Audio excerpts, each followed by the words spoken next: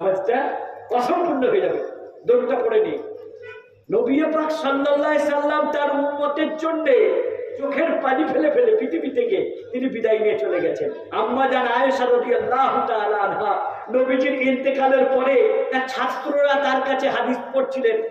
মা আয়েশা রাদিয়াল্লাহু আনহা নবীজির বিবি ছিলেন, প্রিয়তমা বিবি ছিলেন এবং অত্যন্ত পণ্ডিত, বিদুষী, জ্ঞানী মানুষ ছিলেন, মহিলা ছিলেন।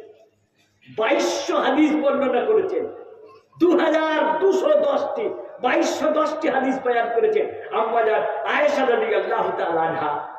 নবীজির ইন্তেকালের পরে তিনি একটা ছেঁড়া জীর্ণ একটা চাদর আর একটা লুঙ্গি নিয়ে এসে বললেন, কাতুফিয়ান নবী সাল্লাল্লাহু আলাইহি সাল্লাম ফি হাতাইনিল বালিজাতাইনে, তোমাদের নবীর ইন্তেকাল হয়েছে, মৃত্যু হয়েছে, মওত হয়েছে এই দুটি পুরনো ছেঁড়া কাপড়ে, তালি দেওয়া কাপড়ে।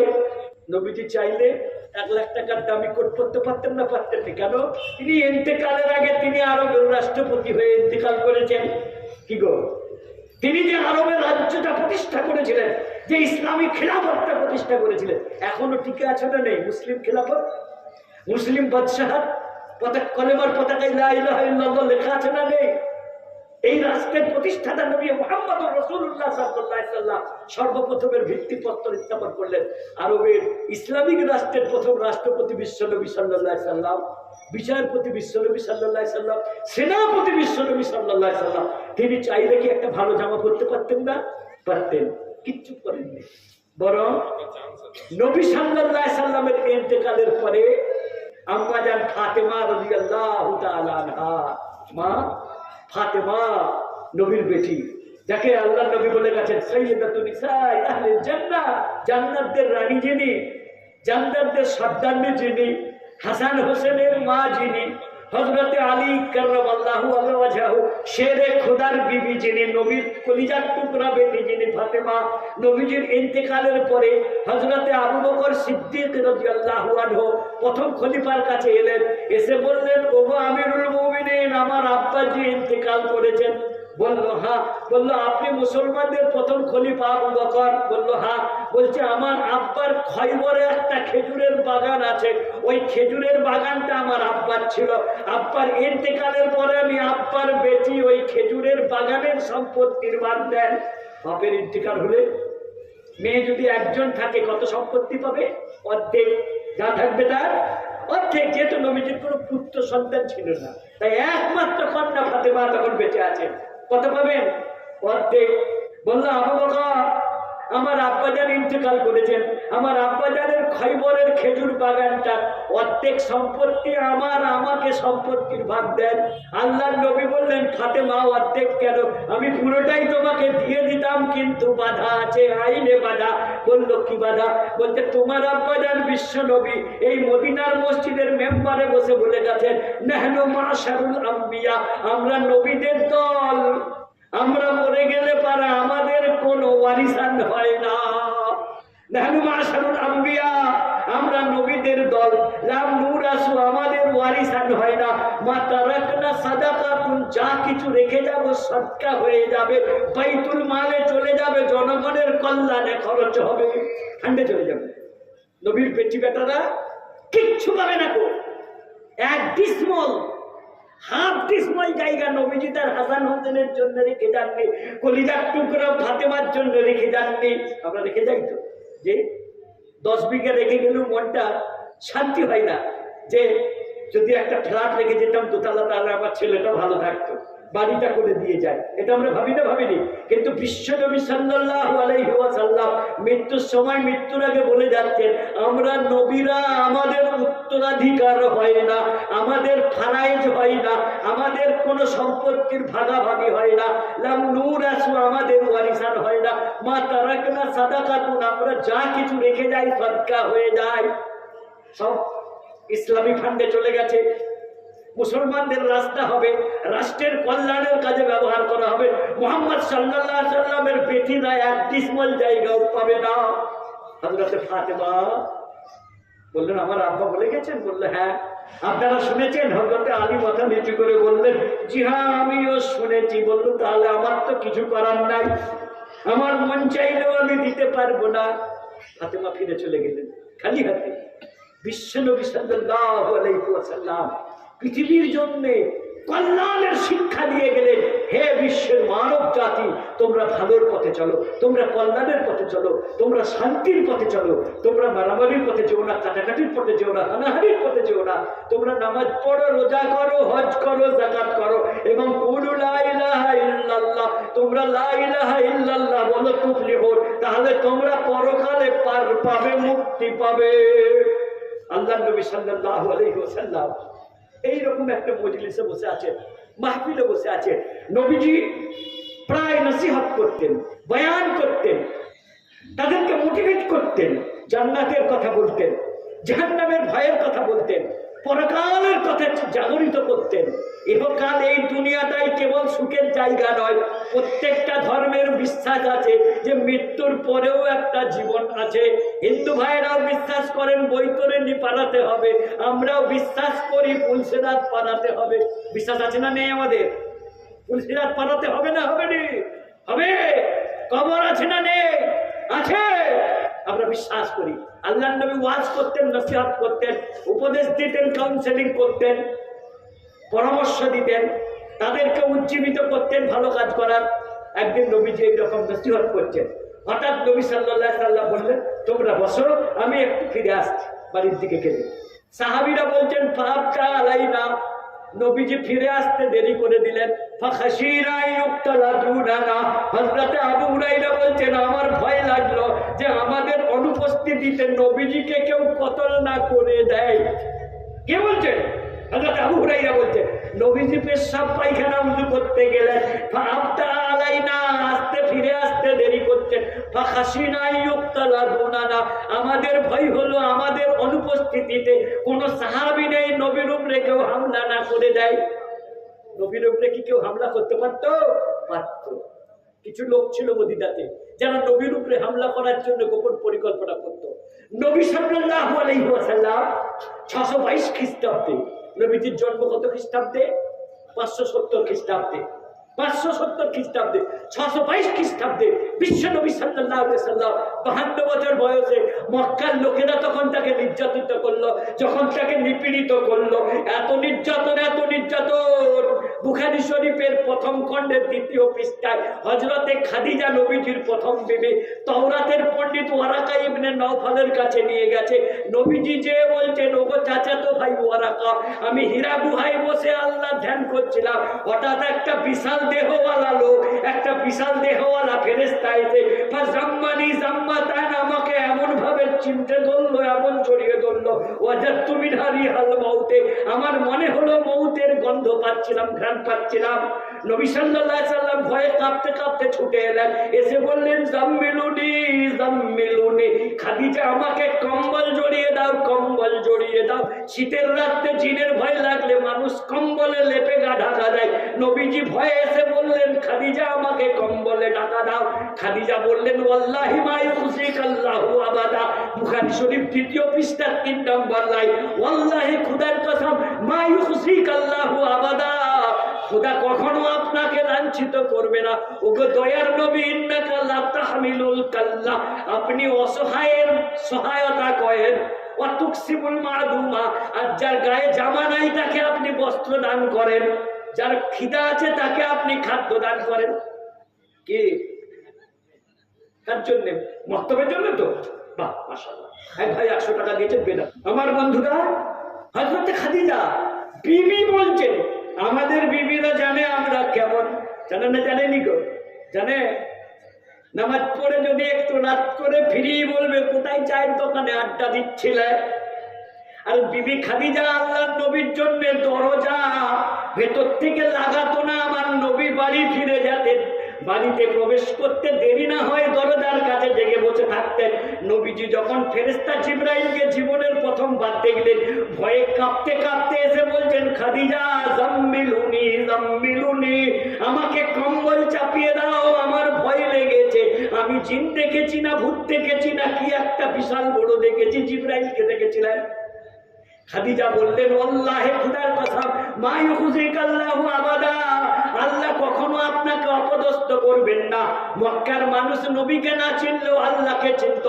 লাইন সাআলতাহুম মান খালাকাস সামাওয়াতি ওয়াল আরদা, আপনি মক্কার কাফেরদের যদি জিজ্ঞাসা করেন আসমান জমিন কে সৃষ্টি করেছে, লা ইয়াকুলুনাল্লাহ, তারা বলবে নিশ্চয়ই আল্লাহ সৃষ্টি করেছে। যদি তাদেরকে জিজ্ঞাসা করো যে তাহলে তোমরা কাবার ভেতরে 360টা দেবদেবী বা মূর্তির কেন ইবাদত করে, তখন তারা বলবে ওয়ামা না'বুদুহুম ইল্লা লিয়ুকাররিবুনা ইলাল্লাহি যুলফা, আমরা ওদের এজন্য ইবাদত করি, ওরা তো খোদা নয়, আসমান জমিন সৃষ্টি করেনি, কিন্তু খোদার সুপারিশকারী, খোদার রেকমেন্ডেশনকারী, খোদার এজেন্ট, খোদার দালাল ওরা। নাউযুবিল্লাহি মিন যালিক। হ্যাঁ, আল্লাহর কোনো এজেন্ট নাই, আল্লাহর কোনো দালাল নাই। আল্লাহ বলছেন উজিবু দাওয়াতাত দাঈ ইযা দাআনি, আমাকে যে যখন ডাকে, প্রে করে, প্রার্থনা করে, আমি তার ডাকে সাড়া দিই।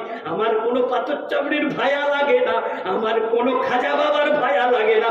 মসজিদে এসো, হাইয়া আলাস সালাহ, এসো নামাজে, হাইয়া আলাল ফালাহ, এসো কামিয়াবিতে।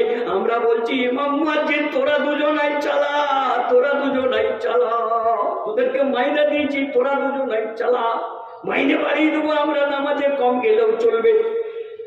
হযরতে খাদিজা বলছেন, ওয়াল্লাহি খুদার কসম, মা ইউখজিকাল্লাহু আবাদা, আল্লাহ আপনাকে লাঞ্ছিত করবেন না। ইন্নাকা লা তুহমিলুল কাল্লা, আপনি অসহায়দের সহায়তা করেন। ওয়া তুকসিমুল মাদুমা, আর যার জামা কাপড় নাই তাকে বস্ত্র দান করেন, আর যার খাদ্য নাই তাকে খাদ্য দান করেন। চলুন, আপনি ভয় করবেন না, আপনাকে চিনে ধরেনি, ভূতে ধরেনি, আপনার মৃত্যু হয়নি, স্ত্রী হয়নি।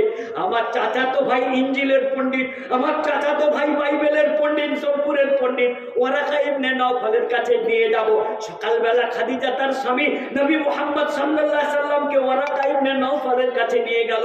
ওয়ারাকা ইবনে নওফলকে নবীজি বললেন, আমি গারে হিরাতে আল্লাহ ধ্যানমগ্ন ছিলাম, একটা বিশাল বড় দেহওয়ালা লোক এসে আমাকে জড়িয়ে ধরে বলল, ইকরা, হ্যাঁ মুহাম্মদ তুমি পড়ো।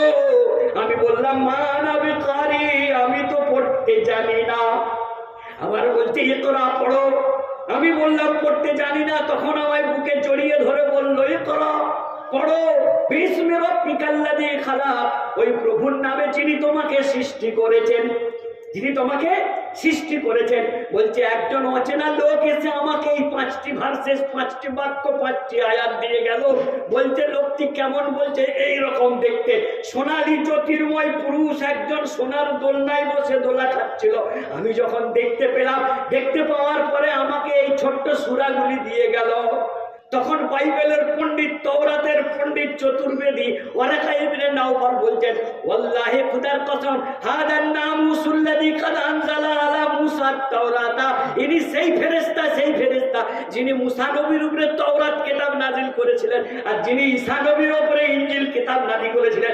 আপনি নবী হয়েছেন, আমি সাক্ষী দিচ্ছি, আজ থেকে আপনার কাছে ফেরেশতা জিবরাইল এসেছিল, আপনি নবী হয়েছেন। আমি নবী হয়েছি? বলল হ্যাঁ। বলল আপনি নবী হয়েছেন, আপনি আপনার গ্রামের লোককে, দেশের লোককে, রাষ্ট্রের লোককে বলুন লা ইলাহা ইল্লাল্লাহ, আপনি একত্ববাদের প্রচার করুন, আপনি আপনার ধর্মের বাণী প্রচার করুন। কিন্তু শুনে রাখুন, আপনি যখনই আপনার ঈমানের দাওয়াত দেবেন, সারা মক্কার লোক আপনার শত্রু হয়ে যাবে। আল্লাহর নবী অবাক হয়ে গেলেন, তারা আমার শত্রু হয়ে যাবে? মক্কার লোকেরা আমাকে এত ভালোবাসে, এত ভক্তি করে, তারা আমার নাম ধরে ডাকে না, আমার উপাধি দিয়েছে as-সাদিকুল আমিন। as-সাদিক মানে সত্যবাদী, আল আমিন মানে বিশ্বস্ত, সত্যবাদী এবং বিশ্বস্ত। সেই মক্কার লোকেরা আমাকে নির্যাতন করবে। বলছে শুধু নির্যাতন করবে না, তোমার ধর্ম যখন মানুষের কাছে ভালো লাগবে, তোমার বিপক্ষে হয়ে যাবে।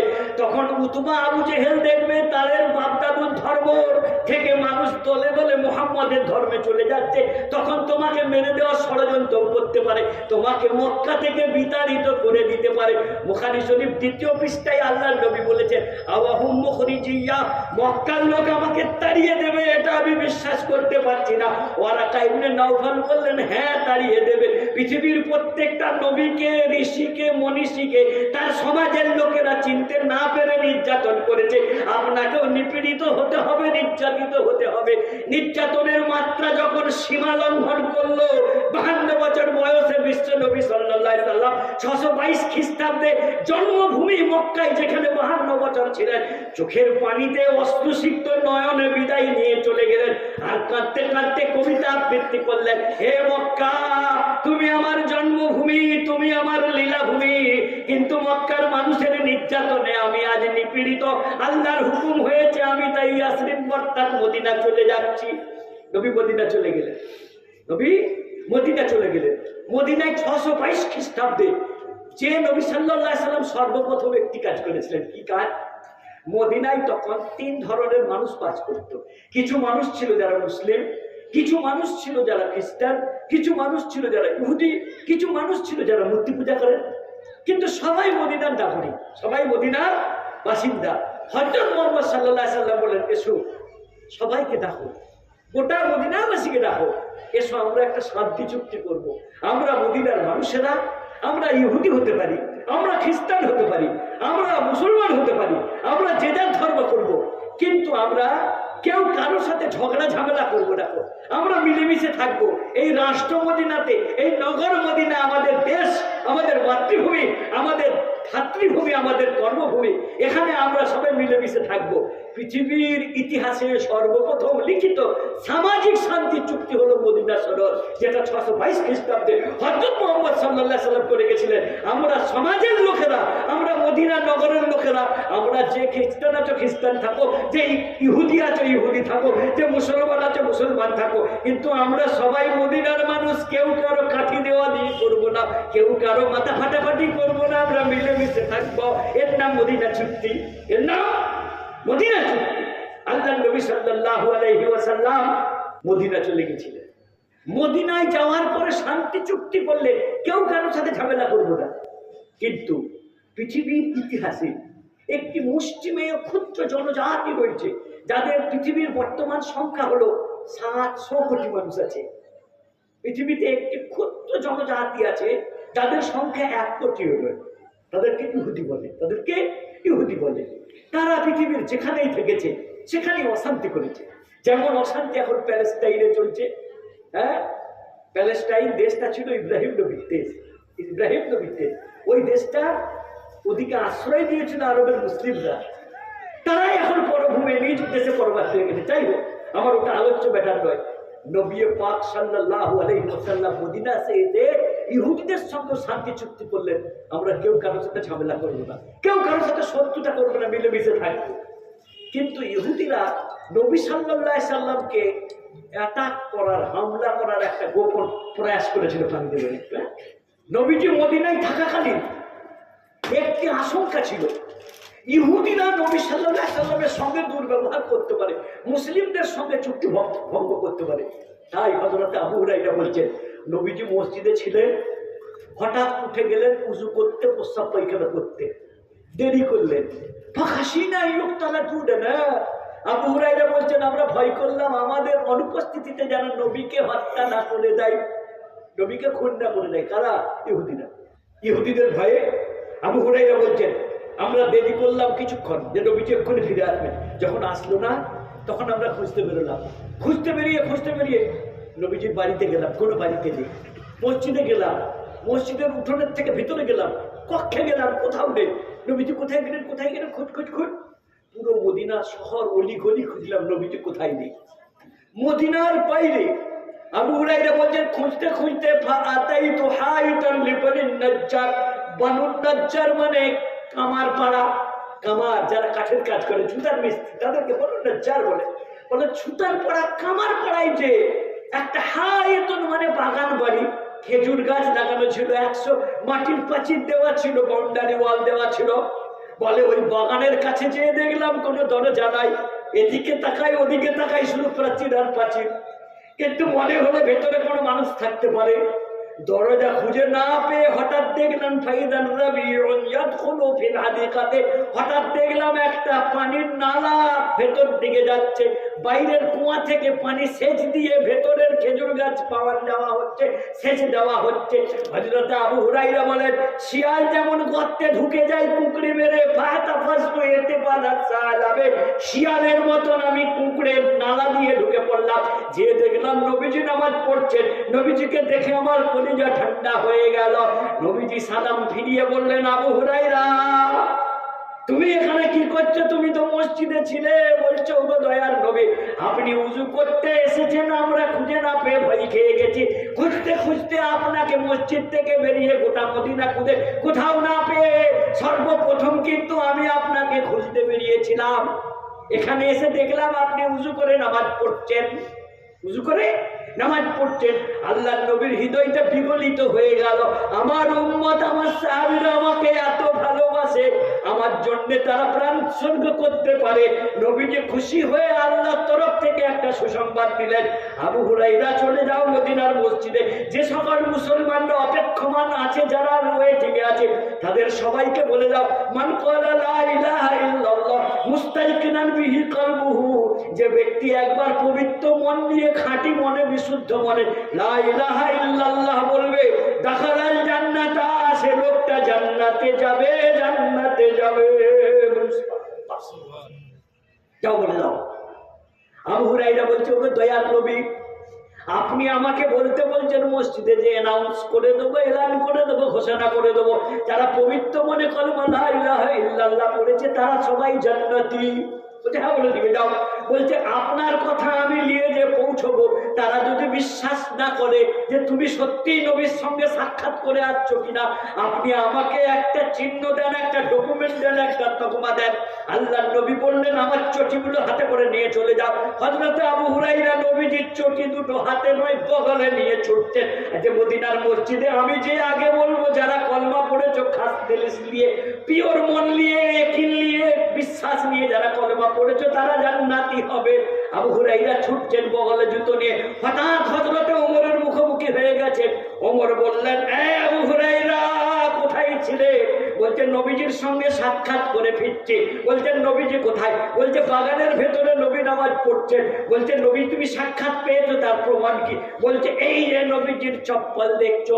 বলছে, হ্যাঁ এটা তো ঠিক নবীজির জুতা। বলছে, কোথায় যাচ্ছ? বলছে, নবীজি বলতে বলেছেন মসজিদে গিয়ে যারা পবিত্র মনে কলমা পড়েছে তারা জান্নাতি। ওমর বললেন, খবরদার এই কথা বলো না। বলছে, কেন? বলছে, এ কথা যদি বলে দাও যে পবিত্র মনে কলমা পড়লে সে জান্নাতে যাবে, তাহলে মদিনার মুসলমানরা নামাজগুলো ফাঁকি দেবে, রোজাগুলো ফাঁকি দেবে, ডুবে ডুবে পানি খাবে, কোরআন পড়া ফাঁকি দেবে। ওমর বললে বলো না। আবু হুরায়রা বলছেন, এই ওমর, তোমার কথা শুনবো না। নবী বলতে বলেছে আর তুমি মানা করলে শুনবো না কিভাবে? আমি যাচ্ছি। হযরত ওমর বললেন, আবু হুরায়রা থামো, এ কথা বললে হবে না এখনই। আবু হুরায়রা বলছেন, না আমি বলবো। ওমর বলতে বলতে দেবো না। আবু হুরায়রা যেই জেদ করেছেন, হযরত ওমর একটু জালালি, প্রতাপী, বিক্রমশালী মেজাজের লোক বলে এক ধাক্কা মেরেছেন। এই তো বলছি তো, এখন বলা যাবে না। যেই তার মুখে এক ধাক্কা থাপ্পড় মেরেছে, আবু হুরায়রা ছিলেন একটু হালকা পাতলা, ওমর ছিলেন মক্কার বীর শ্রেষ্ঠ। তার এক ধাক্কাতে আবু হুরায়রা চিৎপটাং হয়ে গেছে। আমি আমার একদম কোমরের ওপরে পাছা ঘষতে পড়ে গেলাম, পাছা লাল হয়ে গেল। আমি কাঁদতে কাঁদতে নবীজির কাছে ফিরে গেলাম। দয়ার নবী বলছেন, আবু হুরায়রা তুমি কেন ফিরে এলে? বলছে, হুজুর পেছনে ওমর। সত্যি দেখছেন ওমর এসে গেছে। বলছেন, কি হয়েছে? আবু হুরায়রা বলছে, ওকে দয়ার নবী, আমি মসজিদে বলতে যাচ্ছিলাম যে পবিত্র মনে কলমা পড়লে জান্নাতি হবে, কিন্তু ওমর আমাকে ধাক্কা দিয়েছে। দেখুন আমার সব পশ্চাৎ দেশ লাল হয়ে গেছে, পশ্চাৎ দেশ সব লাল হয়ে গেছে, কাপড় মাটিতে ছিঁড়ে গেছে। আল্লাহর নবী বললেন, ওমর তুমি আবু হুরায়রাকে ধাক্কা মেরেছো। ওমর বিনয়ের সঙ্গে বললেন, বিআবিন আনতা ওয়া উম্মিন, আমার আব্বা আম্মা, আমার পিতামাতা আপনার পদতলে নিবেদিত হোক। আপনার হুকুমের খেলাফ আমি করতে চাইনি, কিন্তু আমার পরামর্শ ছিল এই কথাটা যদি এখন মদিনার সকল নাগরিকদের জানিয়ে হয়, তাহলে তারা কলমা সবাই পড়েছে, সবাই জান্নাতি বলে আশা করবে। নামাজে একটু ফাঁকিবাজি করবে, ফজরের নামাজে আসবে না, বলবে ঘরে পড়ে নেই, কোরআন শরীফ পড়বে না, যাকাতে ফাঁকিবাজি করবে, নফল দান করবে না। একটু পরে বলা হোক, এখন একটু পেন্ডিং থাক। আল্লাহর নবী বললেন, থাক। তাহলে নামাজ রোজা যথাযথ পালন করবে না, কোরআন হাদিস যথাযথ আমল করবে না। হযরতে ওমর বললেন, হুজুর একটু সময় দেন, মানুষ ইবাদত বন্দেগী করুক, কলেমা তো সবের আছে।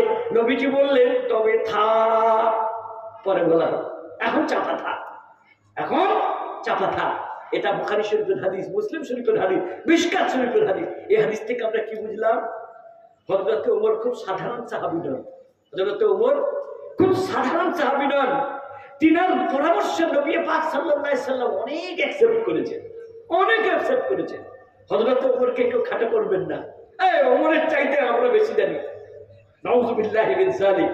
খবরদার, আল্লাহর নবীর কোন সাহাবীকে আমাদের চেয়ে 1000 গুণের দামি, আমি যত বড়ই শায়েখ হোক, আমি যদি 1000 বছর বুখারী শরীফের প্রফেসরই করি, তবে ওমরের পায়ের ধুলোর সমান হতে পারবো না। কারণ তিনি ওমর, তিনি নবীর সাহাবী, তিনি আল্লাহর নবীর বীরশ্রেষ্ঠ সাহাবী হযরত ওমর রাদিয়াল্লাহু তাআলা। কথাটা গোপন ছিল। হযরতে মুআয রাদিয়াল্লাহু তাআলা আনহুকে নবীজি এই কথাটা বলেছিলেন। হযরতে মুআয তার মউতের আগে বলে গেলেন, ওগো দয়ার নবী বলেছেন, কেউ যদি পবিত্র মন নিয়ে কলেমা পড়ে সে জান্নাতি হবে, জান্নাতি। নবীজি একদিন যাচ্ছেন আর উটের পিছনে চেপে বসে আছেন আবু যর গিফারি। আল্লাহর নবী আগে বসে আছেন, পিছনে আবু যর গিফারি। আল্লাহর নবী বললেন, আবু যর, হে আবু যর। আবু যর বললেন, লাব্বাইকা ইয়া রাসূলুল্লাহ, অ্যাটেনশন, আমি আছি ওগো দয়ার নবী। আল্লাহর নবী বললেন, আবু যর মন দিয়ে শোনো। বলল, হুজুর আছি। আবার একবার বললেন, আবু হুরায়রা কান খুলে শোনো। 3 বার বলার পরে বললেন, শোনো, মান ক্বালা লা ইলাহা ইল্লাল্লাহ, যে ব্যক্তি লা ইলাহা ইল্লাল্লাহ পড়লো অন্তরের বিশ্বাস নিয়ে, দাখালাল জান্নাতা, জান্নাতে যাবে। আবু যর গিফারি বলছেন, ওগো দয়ার নবী, যদি সে চুরি করে, যদি সে জিনা করে, তাহলে কি হবে? কলমা পড়েছে কিন্তু অভাবের তাড়নায় চুরি করে ফেলেছিল। আল্লাহর নবী বলছেন, তাও জান্নাতে যাবে, তওবা করলে তাও জান্নাতে যাবে। আবু যর গিফারি বলছেন, দয়ার নবী, চুরি করলো, জিনা করলো, তবুও জান্নাতে যাবে। আল্লাহর নবী বলছেন, যাবে। তুমি যতই অপদস্থ মনে করো, তোমার কথা রিফিউজ করা হচ্ছে, তুমি যদি মনে করো তোমার প্রেস্টিজ পাংচার হয়ে যাচ্ছে, আমার কিছু করার নাই, এটাই সত্য। মিফতাহুল জান্নাতে লা ইলাহা ইল্লাল্লাহ, জান্নাতের চাবির কাঠি হলো লা ইলাহা ইল্লাল্লাহ। আল্লাহর নবী বলছেন, মিফতাহুল জান্নাতে লা ইলাহা ইল্লাল্লাহ, জান্নাতের চাবির কাঠি হলো লা ইলাহা ইল্লাল্লাহ। হাদিসের ব্যাখ্যাকাররা বলছেন, কুল্লু মিফতাহিন লাহু আসনানুন, প্রত্যেক চাবির ঘাটের কিছু দাঁত থাকে। চাবির লিভারের সঙ্গে লিভার না মিললে তালা খুলবে না, খুলবে? হ্যাঁ, তাহলে শুধু কলমা পড়লে হবে না, ঘাটে ঘাট মেলাতে হবে, লিভারের সঙ্গে লিভার মেলাতে হবে। তাই নামাজ পড়তে হবে, রোজা করতে হবে, হজ করতে হবে, যাকাত দিতে হবে, ইসলামের সমস্ত আরকানগুলো পালন করতে হবে।